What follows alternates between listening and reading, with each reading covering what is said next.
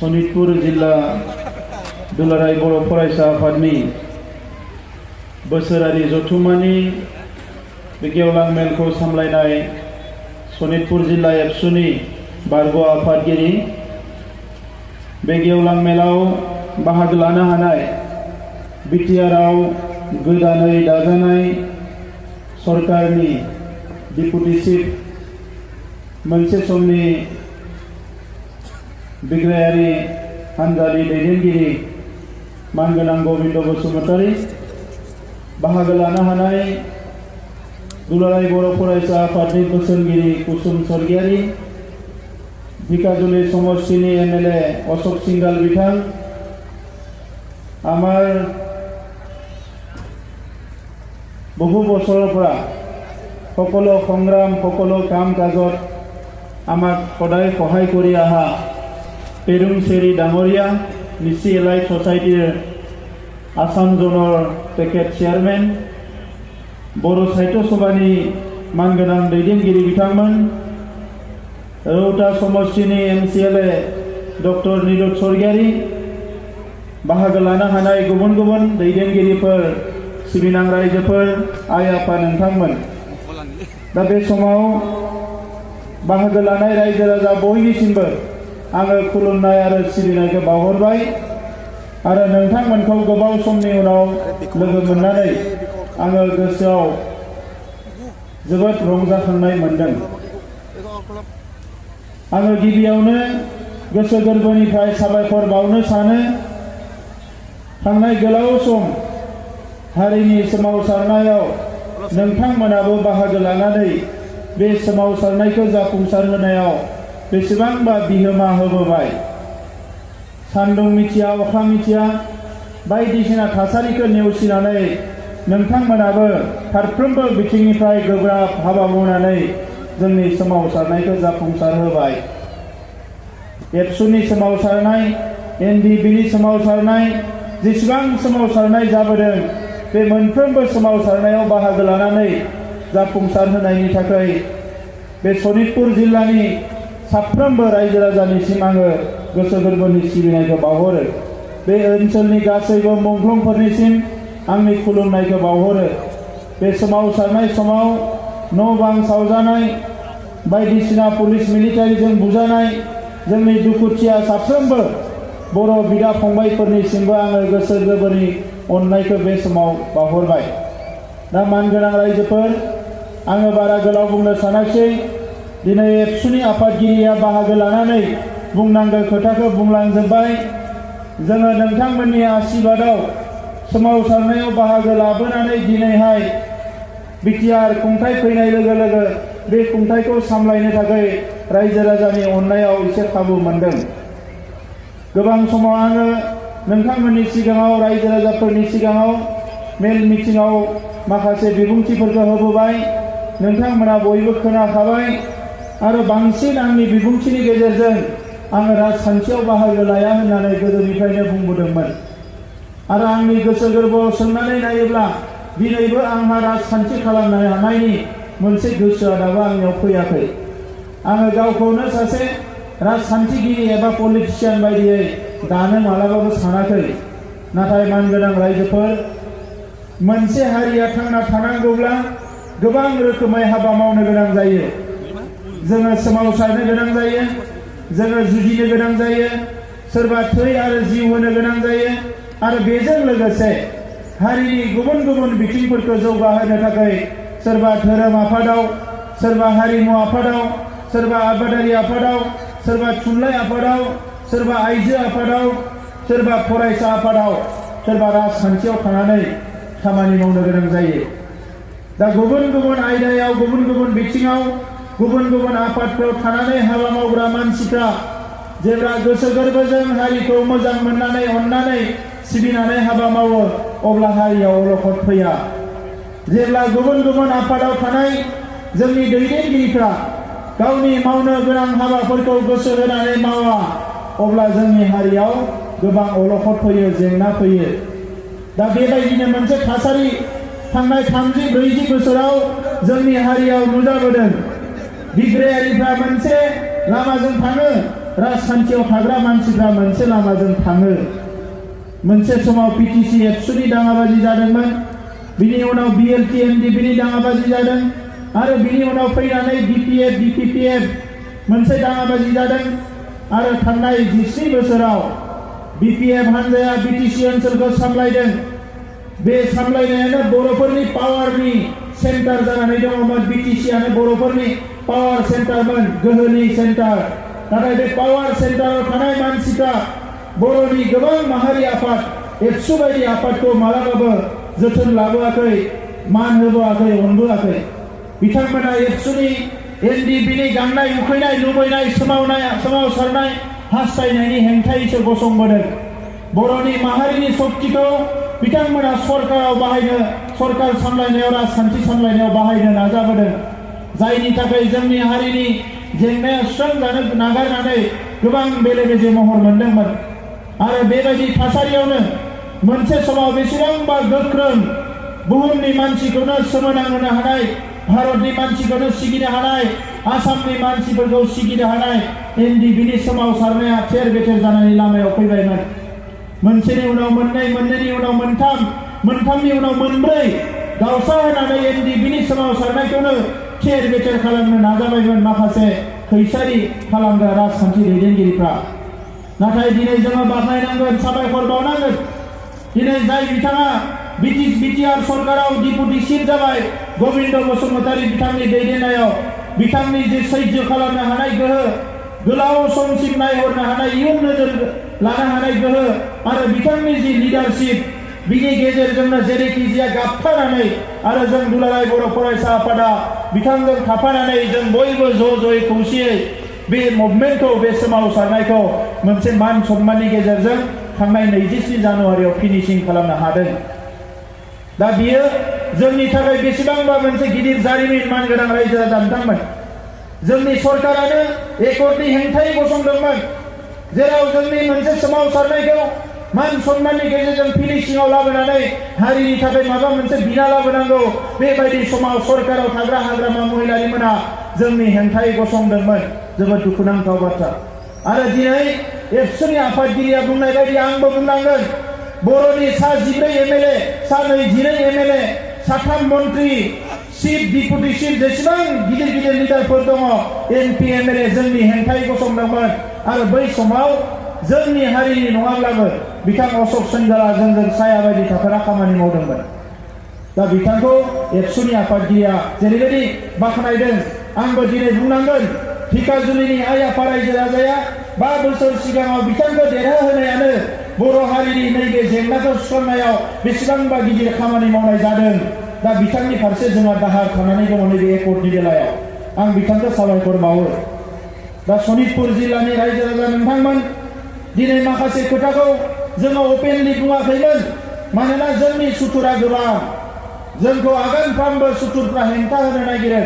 दिल्लीयावबो सोरबाया हेंथा होयो, दिसपुरावबो हेंथा होयो, आरो बड'लेण्डआवथ' सानफ्रोमबो नोंथांमोना नुबाय इलेक्सननि समाव बेसेबांबा बुलायनाय, बायदिसिना एटाक खालामलायनाय, बे थासारिखौनो माखासे मानसिफ्रा थांनाय 20 बोसोराव खालामबोदों। दा नंखायनो रायजोफोर, एकर्डआ जाबाय। आरो बे एकर्डआव आं नोंथांमोननि सिगाङाव बुंदोंमोन, एकर्डखौ इखालिसो खालामगोन जिखालि गभर्नमेन्टआ सानजाहा सिमाखौ बारायगोन होननानै जोंनि सिगाङाव खोथा होगोन। आरो बिथांमोना जेला सानजानि सिमाखौ बारायगोन होननानै बुंबाय, अब्ला जोङो आलादा रायजोखौ दोनथ'नानैब्लाबो जों एकर्ड खालामनो थाखाय राजि जादों। आरो दिनै बिटिआर सरकार दाखांनायनि उनाव आंनि आरो गबिन्द बसुमतारीनि आरो दुलाराय बर' फरायसा आफादनि जोंनि बयनिबो खामानिया जाबाय जोंनि सानजाहानि सिमाखौ रोखा खालामनांगौ। राजखान्थिनि नामाव राजखान्थि खालामनो फैयाखै रायजोफोर। राजखान्थिनि नामाव राजखान्थि खालामनो फैयाखै, हारि दानायनि राजखान्थि खालामनो फैदों। नंखायनो बिटिआर ओनसोलाव गासैबो रायजो राजाफोरनि सिगाङाव आं बुंदों, जोंनि साख्रिया, राजखान्थिनि साख्रिया साननै थायोना सानथाम थायो बिजों खोथा गैया। नाथाय सोरबा उल्था उल्थि खामानि मावनाय मानसिखौ जों रावखौबो रेहाय होनाय नङा। जायफोर सोबख'दों, नासयदों, थगायदों, गादबदों, राजखान्थिनि नेताबाबो अफिसारबाबो बिथांमोनखौ रावखौबो रेहाय होनाय नङा। मानोना बे हारिया गोबां खस्थ' मोनबोबाय। दिनै बे हारियाबो मोजाङै हां लानानै उदाङै संसार जानो हानाय मोनसे परिबेस दानो नांगौ। आरो बेखौ दानो होनानैनो जोङो राजखान्थियाव फैनो गोनां जादों ना गोविंद बसुमतारी बिथाङा राजखान्थि खालामनो गोसो दङमोन ना आंहा राजखान्थि खालामनो गोसो दङमोन जोंहा राजखान्थि खालामनो गोसो गैयामोन दा नंखायनो आं नोंथांमोनखौ बुंगोन जे नोंथांमोना जेसेबां दिन जोङो बेवहाय थागोन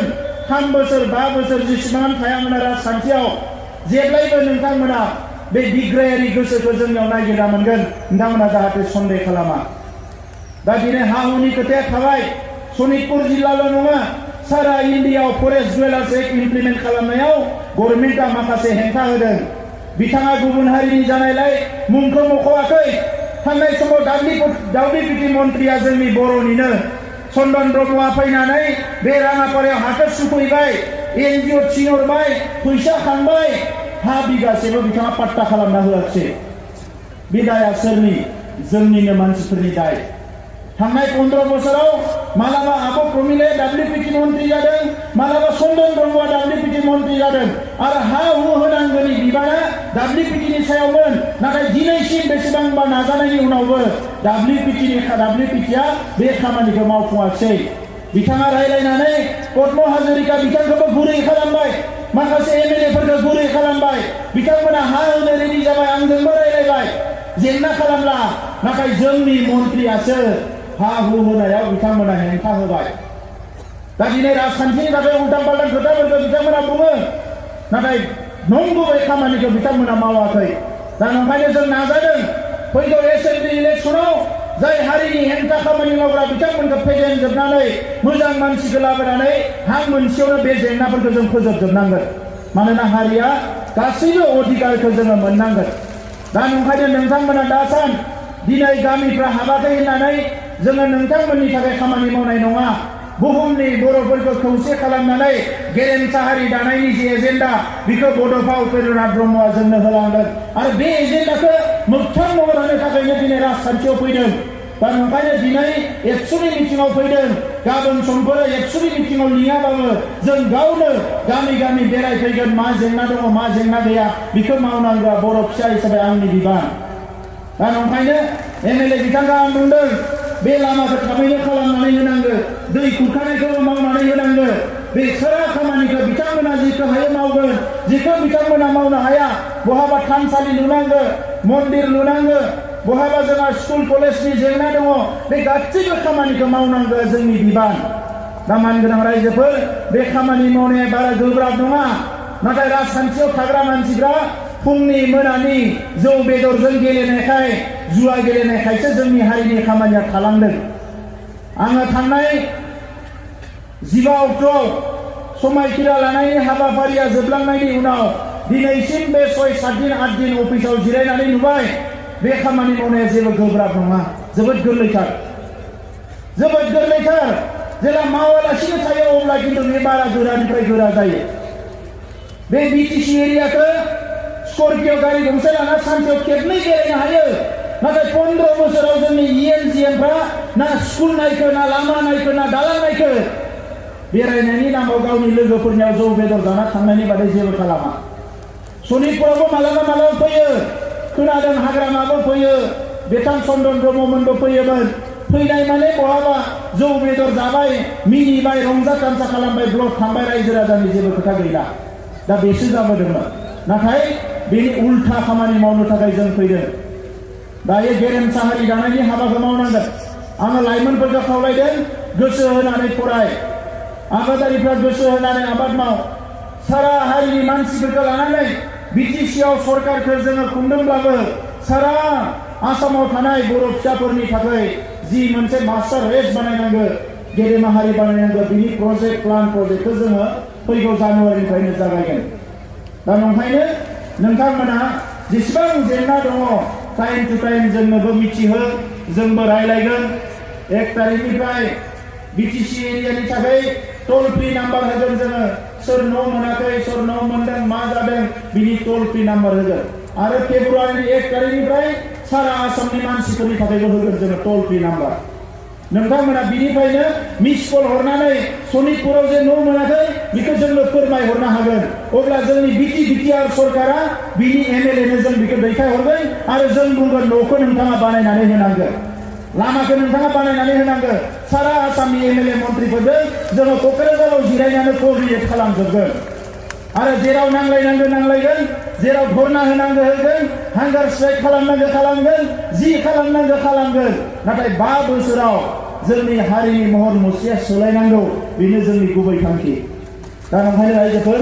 आं गोलाव बाथ्रा बुंला उनाव फैबावगोन मोनाबायबो नोंथांमोनखौ लोगो मोननानै जोबोद गोजोननाय मोनदों थांनाय 20 बोसोर गोबां जायगा बेरायबाय मालाबा साइकेल लानानै मालाबा मटर साइकेल लानानै मालाबा थाबायनानै आरो नोंथांमोना जेसेबां अननाय होबाय मान सन्मान होबाय दा बेखौनो लानानै इयुननि समाव हारिनि खामानिखौ मावनो थाखाय जों जानजि खाफ्रादों आरो नोंथांमोननि मदद अननाया अरायसम थागोन आं बेखौ मिजिंथिदों दुलाराय बर' फरायसा आफादा बर' माहारिनि सिनस्रि बे दुलाराय बर' फरायसा आफादखौ जोङो मालाबाबो बावनानै थांनो नाङा जाय जेरावनो थाङा मानो दुलाराय बर' फरायसा आफादखौनो बिन्दो खालामनानै जों हारि दानायनि हाबाफारिखौ जों आवगायलांनांगोन मानसिफ्रा लिडारफ्रा फैयो आरो थाङो गोबांनि साननाया गोबां गोदान गोदान साननाय फैयो बे गासैबो साननायनि गुबै बिन्दोआ जायनिफ्राय जागायो बे जाबाय दुलाराय बर' फरायसा आफाद दा नंखायनो दिनै आं सरकाराव फैदोंब्लाबो जों सरकाराव फैदोंब्लाबो माहारिनि हाबा मावनायाव दुलाराय बर' फरायसा आफादा अरायसम गोजौआव थागोन दा बेनिखायनो आं जाय बिथांमोना दिनै सनितपुर जिल्लायाव बिबान मोनबाय गाबोन समफोर दखराफ्राव प्राइमारिफ्राव बिबान मोनगोन आं एबसुनि बिबानगिरिफोरखौ खावलायदों जे एबसुनि जि गोथारथि बेखौ जों अरायसम लाखिनांगोन आरो माहारिनि खामानि मावनायाव रावजोंबो जाहाथे दुलाराय बर' फरायसा आफादा कमप्रमाइज खालामा दा बेखौनो आङो खावलायो मानोना हारियाव मोनसे आफाद नांगौ बे आफादा हारिनि थाखाय अरायसम गार्ड होनो हायो लिडारशिप होनो हायो बेंनो हायो जोथोन लानो हायो अब्लासो हारिया जौगागोन दा बेखिनि खोथाखौनो बुंनानै बयनिसिमबो अननाय सिबिनायखौ बावहरनानै इयुनाव खौसेयै ज'ज'यै जों हाबा मावलांनो हागोन बेखौ मिजिंथिनानै आंनि बुंनायखौ फोजोबनो सानबाय आरो राजखान्थिया दिनै सोलाय सोल'नि मोनसे बारहावा बारदों दा बेवहाय राजखान्थियाव फैनाय हिसाबै आं नोंथांमोनखौबो खावलायलांनो नागिरो सम आरो थासारिखौ बुजिनानै सनितपुर ओनसोलनि रायजो राजाया जों खौसे जानानै राजखान्थियाव आगान सुरनांगोन नैबे समा जोंनि थाखाय जोबोद गोनां सम बे समाव जोङो गामि सोसननाय गामि दानख'नाय आरो गुबुन गुबुन हाबा मावनायखौ जों आखायाव होदों दा गासैबो बाथ्राफोरखौ जोङो बुंफोरजोबनो हाया दा बेनिखायनो रायजोफ्रा बे बाथ्राखौ एबसुआ बुंनाय बायदियै बुजिनानै जाहाथे खामानिफोरखौ मावो आं बेखौनो खावलायनानै आंनि बुंनायखौ फोजोबबाय गोजोन्थों।